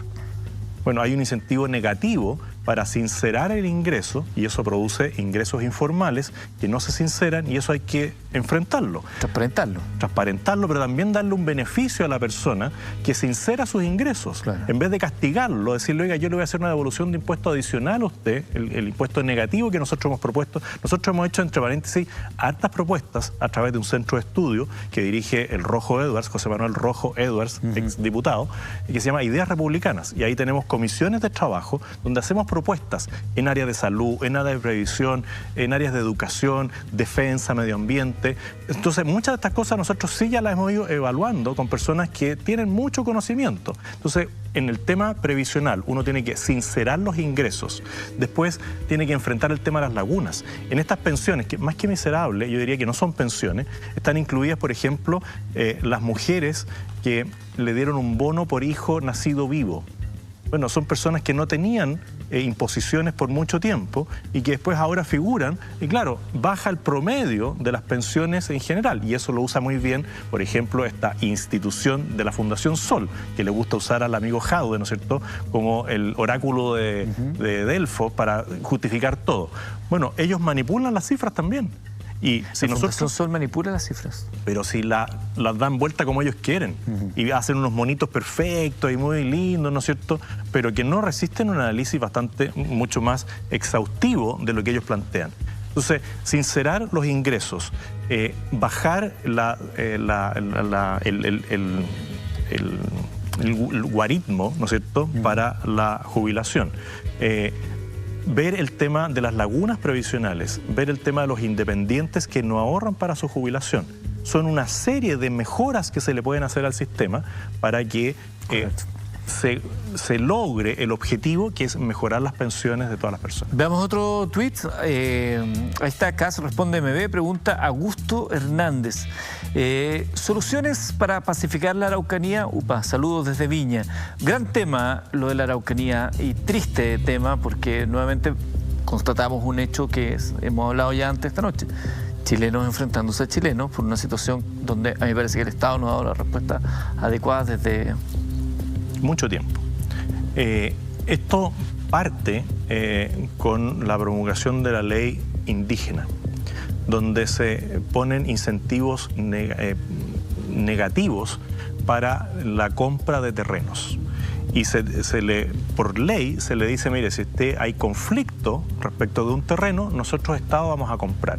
Y se genera todo un poder de compra en torno a la CONADI, que es una institucionalidad que no ha cumplido el objetivo, ¿no es cierto? Y a eso sumémosle el abuso de unos pocos que son terroristas, que utilizan una causa mal llamada la causa del pueblo mapuche, ¿no es cierto? La utilizan ellos para generar este conflicto entre chilenos. ¿Quiénes son esos terroristas? Bueno, la CAM para mí es una organización terrorista y han dicho que ellos quieren buscar un Estado independiente, ¿no es cierto?, donde no se pueda avanzar, y hay todo un movimiento incluso de desplazamiento étnico donde se sacan los pequeños parceleros. De aquí no es un tema de los grandes latifundistas, de las forestales, no, hay zonas en Pidima, en Ercilla, donde pequeños parceleros, unos han sido asesinados, otros han sido violentados en su propiedad, en sus animales, robados, matan a sus animales, queman sus producciones agrícolas, tienen que vivir con protección policial y no son las grandes forestales, son personas de parcelas de 20 hectáreas. Bueno, y aquí el Estado, incluso el gobierno de Sebastián Piñera, ha impulsado como 5 planes de Araucanía, todo fracasado. Porque si no hay respeto al Estado de Derecho, cualquier inversión que yo haga del Estado, al final va a ser destruida por estas personas. ¿Cómo se lleva el respeto al Estado de Derecho en este lugar? Algunos han dicho que se está militarizando la Araucanía y reclaman justamente eso. Primero, respaldando a las fuerzas policiales. ¿Cómo? Que han hecho un trabajo ejemplar. ¿Qué significaría en la práctica respaldar a las fuerzas policiales? Primero, darles la indumentaria y el equipamiento necesario para enfrentar terroristas que están preparados para esto. O sea, cuando nosotros vemos el nivel de los vehículos policiales que tienen en los distintos retenes, porque no estoy hablando de la comisaría de una ciudad grande, no, estoy hablando de los retenes en distintos lugares pequeños, que realmente tienen vehículos que hasta no tienen benzina para circular, no están blindados. Bueno, la indumentaria del propio carabinero. las restricciones que tienen para usar los elementos de protección que tienen. Cuando un carabinero va a usar su arma de servicio, tiene que rendir cuenta de cada tiro que disparó. Las instrucciones que muchas veces se dan desde el mundo político de no hacer lo que tienen que hacer. Sí, el carabinero por naturaleza va a defender a la víctima, salvo que le digan, mire, no entre. O cuando va a disparar y al final el hilo se corta por lo más delgado. El caso más emblemático, el caso Catrillanca, se genera después de un asalto terrorista a profesoras de escuelas rurales. Un asalto violentísimo. Y nadie puede decir que esos carabineros en la mañana se levantaron diciendo hoy día vamos a hacer un operativo para matar a un comunero. Falso. Aquí se vio un despliegue policial para enfrentar a delincuentes terroristas que asaltaron a profesoras. Bueno, y confluyó todo, ¿no es cierto?, en el mismo lugar donde terminan todos los autos robados, todos los animales robados, ¿no es cierto?, en el mismo lugar. Viene el helicóptero, le dice, miren, ahí va, el golpe se baja y yo los quiero invitar a ir dentro de un vehículo blindado, bajarse, saber que en cualquier parte les pueden disparar, ver árboles cortados donde el vehículo ya no pasa, tener que ir a pie y de repente le dicen ahí van, bueno, y el carabinero ¿qué hace? Dirá alto y si no hay alto, dispara. Bueno, eso es un procedimiento policial que le costó la salida al intendente, al director general de Carabineros, al ministro del Interior. Inaceptable. ¿Pero le costó la salida por eso o por lo que vino después? Porque la señal que se les da permanentemente, hubo ocultamiento de información y hubo varias cosas así, la señal que se les da permanentemente a las fuerzas policiales es que ellos van a salir para atrás. Pero y aquí lo que se requiere es que el presidente de la República, al igual que lo que se hizo en Colombia por parte del presidente Uribe, diga, yo respondo por usted. Perfecto. Pero en ese caso Catrillanca que usted ha puesto sobre la mesa, en ese caso en particular, que es como emblemático porque el gobierno tenía por eso lo pongo. Un proceso económico de inversiones en la Araucanía que el ministro Moreno termina cayendo, se le desarma el castillo de Naipe igual que a Mañalich después. Se le iba a desarmar con el caso Catrillanca y sin el caso Catrillanca. Ahí hubo, y ha sido acreditado, que hubo una tergiversación de información, ocultamiento de información. Todo eso se tendrá que investigar. Hay acusaciones de los mismos carabineros, de presiones. Todo eso se tendrá que investigar. Y si hay un delito funcionario es una cosa, pero ahí no hay homicidio. Ahí no hay, como dicen muchos, un homicidio calificado. A lo más habrá un cuasi delito de homicidio, porque el carabinero no buscaba la muerte del comunero. Aquí hubo un operativo policial que termina en el sensible fallecimiento de un comunero. Hablemos de la propuesta concreta, porque es un tema que probablemente para la gente también va a ser difícil de ponernos de acuerdo, pero en propuestas concretas. Si usted fuera presidente de la República y tuviera que presentar un plan en pos de pacificar la Araucanía, pero una pacificación que sea por todo entendida y no impuesta, ¿qué estaría dispuesto usted a ofrecer o proponer? A ver, primero, un cambio de actitud desde la presidencia.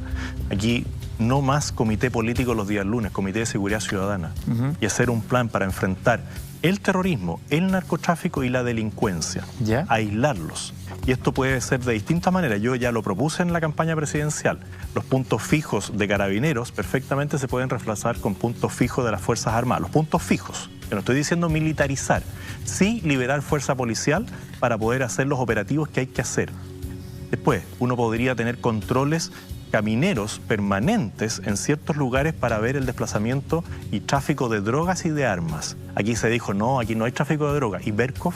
Berkov es un gran ejemplo de un luchador social según la izquierda que fue condenado por porte ilegal de armas, no lo condenaron por atentados terroristas y después lo dejaron libre antes de cumplir la condena, de nuevo el Poder Judicial, ¿no es cierto? Y ahora lo detienen con 1 tonelada de drogas, que es además uno de los que era vocero de la CAM. Ahora la CAM dice, no, nunca fue vocero nuestro. Mentira, porque así es el terrorismo. El terrorismo no tiene límites, no tiene bandera, y la impunidad los ha hecho solamente crecer. Por lo tanto, uno tiene que enfrentar esa situación con la fuerza de la ley, pero también con la fuerza del Estado. ¿Y propuestas para los pueblos originarios? Porque hasta ahora esas son propuestas para... Para todos, para los araucanos. Si aquí las víctimas también son mapuches, por eso, que son violentados. Ahí está el lonco, Norín, ¿no es cierto? Se sentó a conversar y le quemaron su ruca y ahora le quemaron su casa. Pero en términos de las demandas que tienen los pueblos originarios, de reconocimiento... Bueno, hagamos que la Contraloría conteste cuántos territorios, cuántas tierras se han comprado y se han entregado. Hagamos un catastro, partamos por lo básico, decir, bueno, ¿cuántos títulos de merced habían? ¿Cuántas reivindicaciones existían? ¿Cuántas comunidades existían antes de la ley indígena? ¿Cómo se han multiplicado las comunidades a partir de 10 personas que se salen de una comunidad y constituyen una nueva comunidad? ¿Cuántas personas que no tienen origen mapuche hoy día se declaran mapuches y son reconocidas por la ley? Pero hagamos un catastro, digamos, miren, ¿esto es lo que está en discusión? Ya, este es lo que está en discusión. Pero antes de seguir comprando terrenos, hagamos inversión productiva. Démosle los recursos a las personas que quieren emprender. Démosle título de dominio a las personas que viven en comunidad. Porque al final, lo que pasa en estas comunidades es que el más fuerte se impone. Y él dice, oye, esto lo voy a manejar yo. Y después a lo mejor te doy algo. ¿Por qué no le damos títulos individuales a las personas para que dentro de la comunidad cada uno tenga algo? Escuchemos a Gloria Navellán. Ella es presidenta de la Asociación Gremial de Productores Agrícolas de Arauco Mayeco. ¿Cuántos levantan la mano para ir de aquí a las 12? Nos juntamos a las 12 en la plaza. ¿Cuántos levantan la mano? A las 12:15 en la plaza. Necesito saber con cuántos contamos, porque nos vamos a ir 10 hueones, porque nos van a sacar la cresta. Tenemos que ser por lo menos 30 o 40 personas. Con palos, porque aquí nos van a pegar. Así que hay que ir con palos, con lo que necesiten para defenderse. Pero la MUNI la tenemos que recuperar hoy día. La MUNI es del pueblo. La MUNI no es de los que se la tienen tomada. Ya le vamos a preguntar a José Antonio Kast su opinión respecto a este audio y a lo que está ocurriendo ahí en la Araucanía. Antes te quiero contar que Synersis, proveedor tecnológico con 23 años, representante de las principales marcas internacionales de tecnología como Adobe, Autodesk, Microsoft, McAfee, HP, ProActivaNet, Lenovo, Samsung, Xerox y actualmente el primer canal de ventas de Zoom en Chile. Hace una invitación a implementar en su empresa tecnología moderna para la nueva realidad laboral que enfrentamos, con soluciones de teletrabajo, respaldo de energía, equipos computacionales móviles, servidores de datos, licenciamiento de software y un financiamiento vía leasing hasta 36 meses. Consulte y escriba a info@synersis.cl o visite nuestra página web www.synersis.cl. Además, a todos los clientes que compren productos o servicios a partir de hoy y hasta fines de agosto participarán en un sorteo de una Workstation portátil Lenovo, la mejor solución para productividad y teletrabajo. José Antonio Kast conversa con nosotros esta noche. ¿Qué le parece el audio que acabamos de escuchar y este enfrentamiento que finalmente terminamos viendo por las noticias de chilenos y versus chilenos? Bueno, primero conozco a Gloria y sé de su valentía, de su arrojo y de su locuacidad. Yo quizás no uso los mismos términos, pero tengo la misma fuerza que tiene ella y se lo reconozco porque ella vive ahí y tiene literalmente más pantalones, por no decir otra cosa, que muchas de las autoridades que están en la zona que no dicen nada, están en silencio. Entonces yo valoro su carácter y también que dice algo que es cierto. La municipalidad es de la ciudadanía, no de los delincuentes y violentistas que se las tomaron, y esos alcaldes que no exigen el desalojo inmediato están al final provocando esto, que los ciudadanos se sienten indefensos, están cansados. Gloria lo que refleja es a esos ciudadanos que no pueden ir a sacar un permiso de construcción, un permiso de conducir, una licencia a conducir, una solicitud de evaluación social, porque eso es lo que hacen los municipios. Y estos violentistas al final perjudican a las personas más necesitadas de la asistencia. Y cuando ella dice vayan con un palo, bueno, porque claramente si yo voy a ir a una situación como esa, no ir a mano pelada, po. Y eso es culpa de la falta de orden público y Estado de Derecho. Y ahí un gran responsable fue el ex ministro del Interior, porque nunca fue a la Araucanía. Se le pidió cuántas veces. ¿El ministro Blumel? El ministro Blumel, porque por último el ministro Chadwick fue varias veces, pero el ministro Blumel no fue nunca. Ahora cuando fue el ministro Pérez, lo acusan de ir a provocar, pero ¿en qué país viven? Si aquí hay terrorismo. Y pongámonos en la situación de las víctimas. Yo pregunté y justamente eso fue lo que consideraron ellos una provocación, que el ministro Pérez señalara que había terrorismo en la zona. Bueno, ¿y qué le decimos a la familia Luxinger-Macay? Yo los invito, en las redes sociales está el audio de la señora Macay. Es aterrador. Están los audios de Yasna Navarrete. que su padre inició una empresa y se la han destruido. Están los audios de un mini empresario que tiene un camión y relata en una radio en directo, ¿no es cierto?, lo que él sufrió sin decir su nombre, porque además las víctimas no se atreven a ir a declarar, porque después los agreden, les queman sus propiedades, los amenazan de muerte. ¿Qué le decimos a la familia del camionero que murió quemado? ¿Qué le decimos? José Antonio, cuando uno escucha a Gloria Navillán y ve que la gente se organiza para ir a recuperar, entre comillas, su municipio, eso, si es que se toma en un edificio público, obviamente Carabineros debería actuar, ¿no? En cualquier... Pero a solicitud del alcalde. Eso, sea quien sea que se lo tome. La pregunta es, esto que los ciudadanos se organicen para tratar de ir a rescatar, decían algunos, con el beneplácito de la policía uniformada, ¿habla de qué? De falta de Estado de Derecho. Si aquí hay un Estado fallido en la Araucanía. En la Araucanía mismo hay 4... por así decirlo, autoridades. Está el intendente, está el delegado presidencial para el COVID, está el delegado presidencial para la violencia y está el jefe de zona. Al final, ¿a quién le hacen caso? Entonces, ¿dónde están los dichos del presidente cuando era candidato, que dijo que iba a combatir el terrorismo? ¿Dónde está su respuesta a los ciudadanos de la Araucanía que dieron casi el 65% de los votos? ¿Dónde está? Porque los ha dejado abandonados. Y ha dejado abandonado a las personas de la Araucanía y también a las fuerzas policiales. ¿Y por qué el presidente Sebastián Piñera ha dejado abandonado a la gente de la Araucanía? Por falta de carácter. Porque aquí él ha querido cuidar, creo yo, su imagen internacional. No quiere o no quiso por mucho tiempo reconocer que había terrorismo y hablaban de delitos de violencia rural, de delitos comunes, de robo de madera. Una vergüenza. Si cuando queman vivo al matrimonio Luxemburg-Macay, él era presidente. Y él ahí debería haber generado un cambio de actitud frente al terrorista. Y aquí lo que se tiene que hacer es buscarlos, es juzgarlos y condenarlos. Y no llegar a conversaciones con terroristas. Hoy día se está discutiendo o se sacó adelante un reglamento penitenciario, que estamos hablando de las libertades condicionales, para darle beneficios a Celestino Córdoba, en base a un acuerdo internacional, el 169 de la OIT. Ahora, pero ¿y por qué le vamos a dar beneficios a él y no a todas las personas en Chile? ¿Qué diferencia tiene él con otro asesino? Porque él es un asesino, es un terrorista.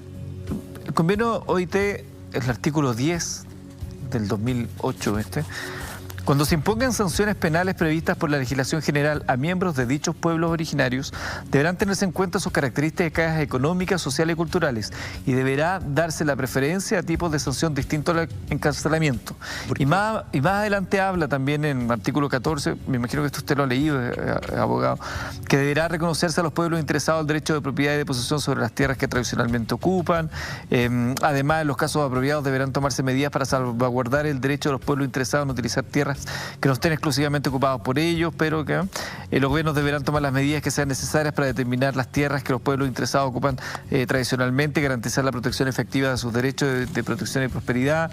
Deberán instituirse procedimientos adecuados en el marco del sistema jurídico nacional para solucionar reivindicaciones y básicamente que deberá entenderse de alguna manera que ciertos componentes de la tradición religiosa de los pueblos originarios deberían ser considerados, y por eso, en base a eso, ¿qué pasa con los cristianos, con los católicos, con los musulmanes, con los judíos? ¿Por qué no? O sea, ¿por qué Celestino Córdoba decía, ¿sabe más? Yo quiero ir a mi rehue?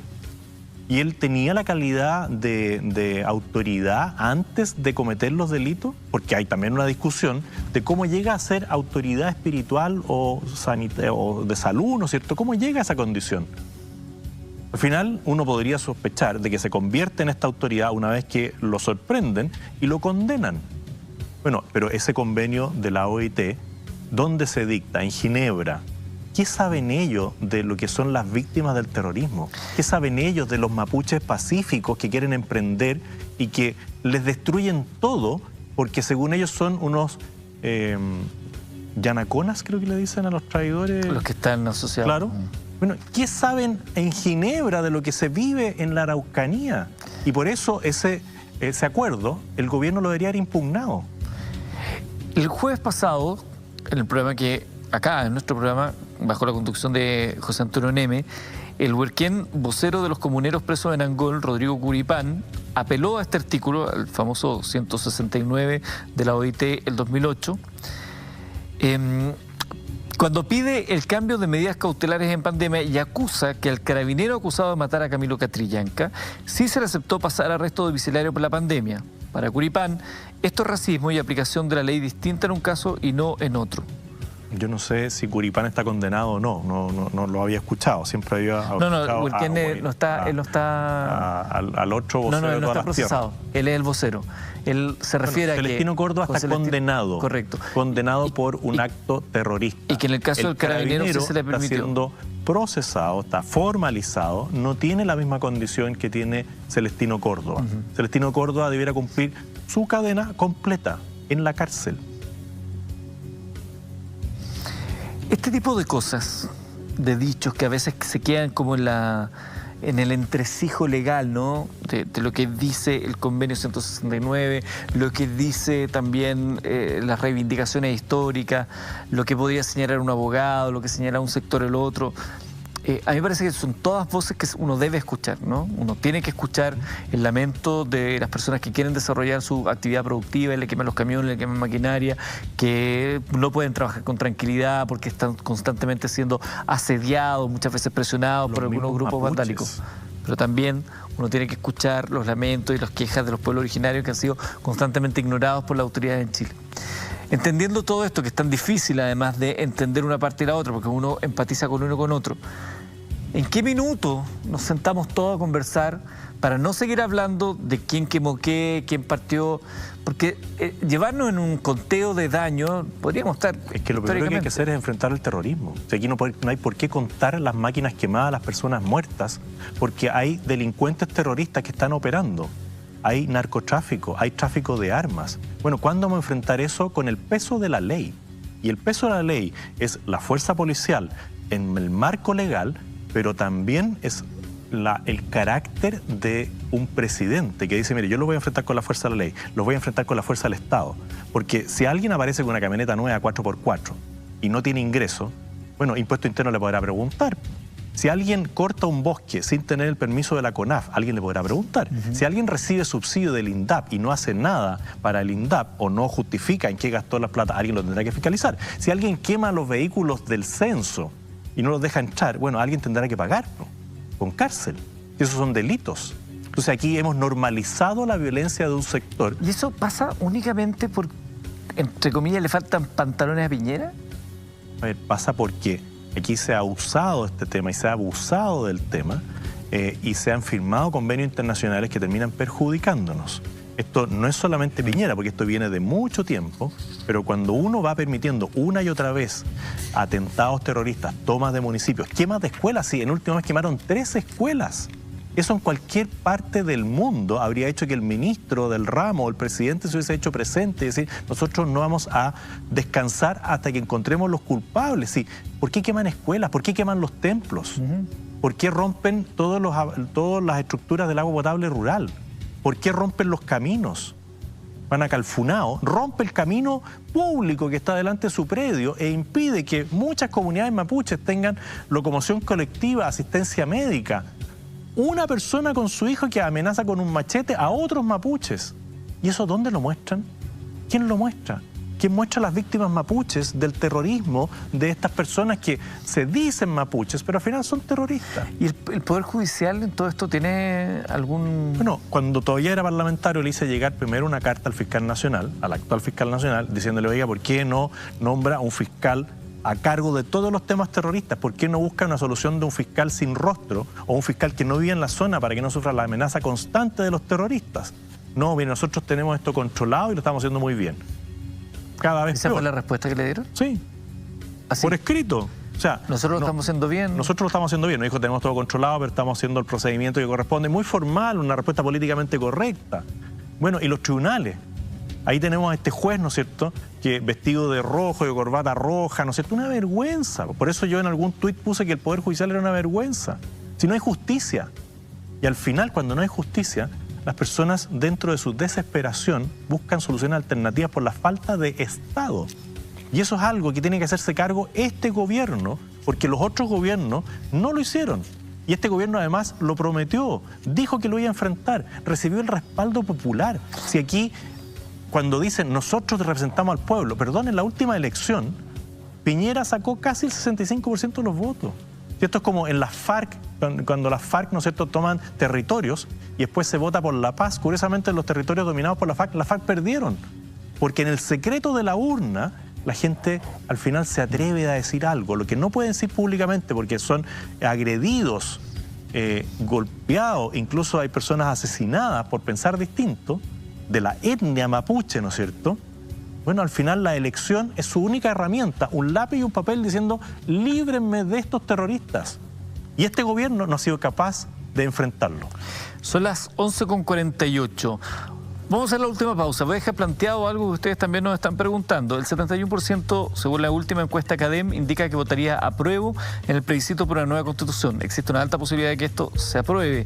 ¿Cuáles son las principales consecuencias de esto, según su punto de vista? ¿Le causa sentido esto que ha propuesto la UDI el día de hoy de cambiar la Convención Constituyente porque sea el Congreso eventualmente el que haga la Constitución a fin de ahorrarnos ahí una cantidad de recursos? De eso y más al regreso de la pausa. Última pausa de la noche. José Antonio Kast responde, y ahí está Kast, responde MB, en vivo y en directo a través de las pantallas de la red.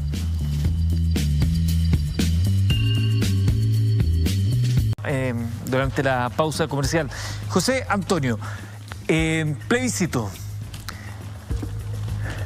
71% según CADEM estaría de acuerdo a votar apruebo. La UDI ha dicho el día de hoy que a lo mejor esta convención mixta, donde sea mitad parlamentario y mitad elegidos por la gente, debería cambiarse y que sea el Congreso, en caso de que funcione o que la ciudadanía vote por esa opción, sea el Congreso para ahorrar dinero. ¿Usted está de acuerdo con eso? Primero mejoremos la propuesta de la encuestadora, porque CADEM es esa que yo quedaba debiendo puntos, ¿no es cierto? Y después saqué un 7,94, creo que dijeron. Yo siempre digo, mira, cerca del 8. Pero yo creo que este plebiscito no debiera realizarse. Este plebiscito adolece, a mi juicio, de una ilegitimidad de origen que sale por la violencia, y todos los que hoy día levantan la voz para el rechazo firmaron este acuerdo.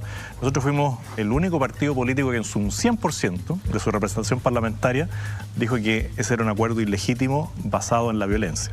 Y va a tener una segunda ilegitimidad, que es la asistencia. Porque si aquí votan menos de 10 millones de personas, que son 2/3, ¿qué representatividad va a tener? Sí, esta es la elección más importante de los últimos 30 años. Entonces, yo lo que propongo es que este plebiscito, que hemos denominado como un plebiscito de la muerte también, porque puede llevar a muchas personas a contagiarse, como ocurrió en República Dominicana y en otros países donde avanzaron con procesos electorales que fueron contagiando personas, pero además porque no le va a devolver el trabajo a los 2 millones de personas que hoy día están sin trabajo. Si aquí Chile perdió en crecimiento, en inversión por la violencia el 18 de octubre y llegamos a marzo con casi 500.000 personas sin trabajo fruto de la violencia y por la destrucción de bienes públicos y privados. Esto aumentó con la pandemia y llegamos a 2 millones. ¿Alguien cree que después de que vamos a hacer un plebiscito van a volver los 2 millones de puestos de trabajo? No. Chile ya es más pobre. Y nuestra obligación hoy día es ver cómo ponemos en marcha al país para recuperar fuentes laborales. Por lo tanto, yo no haría el plebiscito. ¿Pero no siente que no hacer el plebiscito sería peor finalmente para la gente que dentro de todo lo que se solicitó, ¿no? Se da la posibilidad de preguntarle, ¿quieren o no quieren? Y esas no personas hacerlo no sería como... habrán considerado la violencia que llegó después del 18 de octubre y la pandemia que hoy día nos rige, que hoy día nos afecta.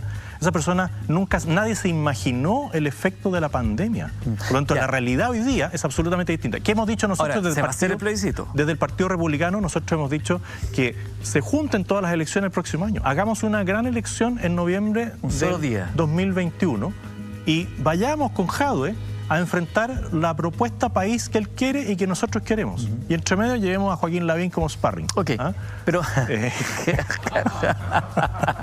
o a quien quiere, eso es broma. Pero hagamos una gran elección y enfrentemos los dos modelos de sociedad, el totalitarismo de Jadwe y la libertad de Kast. Bueno, enfrentémoslo. hagamos una sola, ahorrémonos los 30.000 millones de este plebiscito, ahorrémonos los 30.000 millones de financiar a 200 asambleístas que van a estar en paralelo al Congreso, porque la gente hoy día, si uno le pregunta, ¿usted quiere más parlamentario o menos parlamentario? Dice, por favor, menos, reduzcan el tamaño del Congreso. Pero curiosamente le están regalando 200 legisladores más. Ok, José Antonio, pero lo más probable es que se haga el plebiscito. Bueno, nosotros todavía tenemos un mes para salir a la calle y decir que no se haga el plebiscito. Ya, pero lo más probable es que se haga, ¿no? Bueno, y vamos a ir, si se hace, vamos a ir firme con la posición del rechazo. Invito a todas las personas que si se hace, se inscriban como apoderados de mesa para que garanticemos la transparencia del acto electoral. Perfecto. De llegar a ganar el apruebo, ustedes me imagino que van a reconocer ese resultado. Lógico, pues si somos personas democráticas, a diferencia de la izquierda, que ha tratado de, a través de la calle, de la violencia, ganar algo que no ganó en las urnas. Sí. Nosotros siempre hemos respetado los actos electorales. Si ganara el rechazo y gana el apruebo, nosotros vamos a hallar candidatos a la Asamblea Constituyente. Correcto. ¿Y si gana el rechazo, usted cree que la izquierda va a reconocer ese resultado? Si no reconocen nada, van a seguir en la calle generando violencia. Y lo que sí, si gana el rechazo, yo soy el próximo presidente de la República. Si gana el rechazo, de todas maneras. Esto es como un gran... Y si gana el apruebo también. Si me tengo fe. Oiga, José Antonio, considerando que ganara el apruebo y que va a haber una nueva constitución y que ustedes van a presentarse... No vamos tan rápido. Si gana el apruebo, viene una convención constituyente. Correcto. Se determina cuál es la constitución que se le va a presentar a la ciudadanía. Y viene otro plebiscito en 2 años más el de salida, que dice si aceptan o no aceptan. Yo creo que después de que vean lo que es capaz de hacer una asamblea constituyente, con toda la violencia que va a seguir igual, que va a ser una especie de camello, la gente va a decir, ¿sabe qué más? Yo con esa constitución prefiero quedarme con la que había. Perfecto, podría ser. Por eso, pero es parte de la propuesta. Pero considerando que se estableció ya que los acuerdos dentro de esa asamblea van a ser por 2/3, por lo tanto, no puede ser secuestrada. ¿Cómo no está claro? Pero si escuchemos a Atria, tú mismo señalabas que donde hay 2 abogados hay 2 interpretaciones. Bueno, Atria dice que no es necesario y que le hicieron una trampa. Y desde la izquierda hay algunos que le levantan un homenaje a Atria. Bueno, que para mi juicio es un abogado constitucionalista mañoso.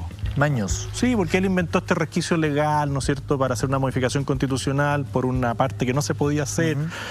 Bueno, eso es usar los resquicios legales. Pero a lo que voy, que es... Si es como se ha entendido de buena fe por la mayoría de los ciudadanos, que a través de 2/3 se vaya a llegar a acuerdo para que no sea secuestrada por los extremos, ¿no nos daría...? No sé, que hay un solo extremo que lo quiere secuestrar, que es la izquierda. Ya, pero la izquierda dice que la derecha quiere secuestrarlo y llevarlo para su lado. Los extremistas son los de izquierda que usan la violencia. Nosotros nunca hemos usado la violencia. Yo siempre uso el diálogo, el sentido común y respeto cuando pierdo una elección. La izquierda no. Nosotros es... ¿Usted es Partido Republicano? Sí. Perfecto. Partido Sentido Común. ¿Partido Sentido Común? Lógico. ¿Así se va a llamar?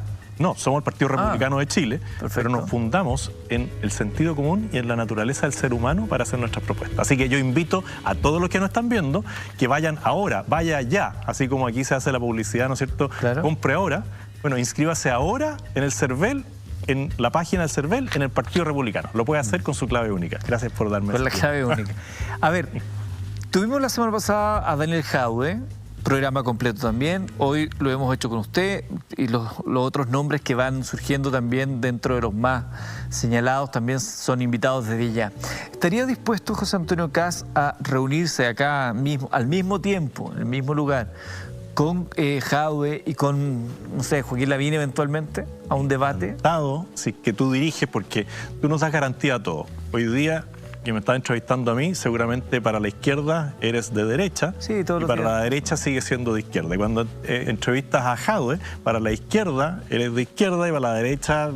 Sí, bueno, pero siempre terminas como el jamón del sándwich. Entonces yo encantado si tú quieres hacer aquí un debate entre posibles candidatos, porque ellos además nunca reconocen que van a ser o no van a ser.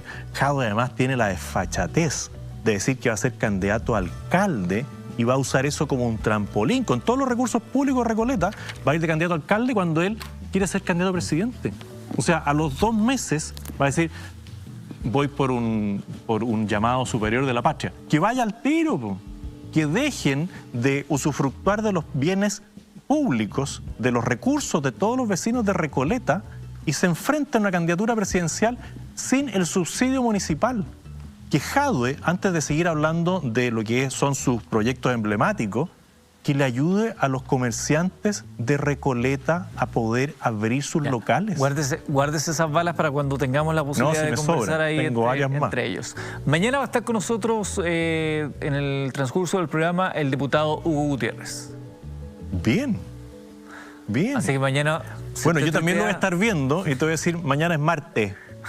No es martes. Es, ok. José Antonio, y no voy a poner esto porque... Debo darle las gracias a la persona que nos hizo este aporte. Harto bonito aquí. Perdona, me confundí de lado. Aquí a la derecha, como corresponde, la bandera chilena. Así que una mascarilla republicana. Muchas gracias, José Antonio, por habernos acompañado. María. Gracias a todos aquellos que nos han sintonizado el día de hoy, que nos han convertido en trending topic nacional e internacional con varios de los contenidos de este programa. Será hasta mañana entonces en Mentiras Verdaderas. Recuerda, es un espacio donde todas las voces tienen que ser oídas. El día que queramos escuchar solamente una voz, vamos directo a la ignorancia. Buenas noches.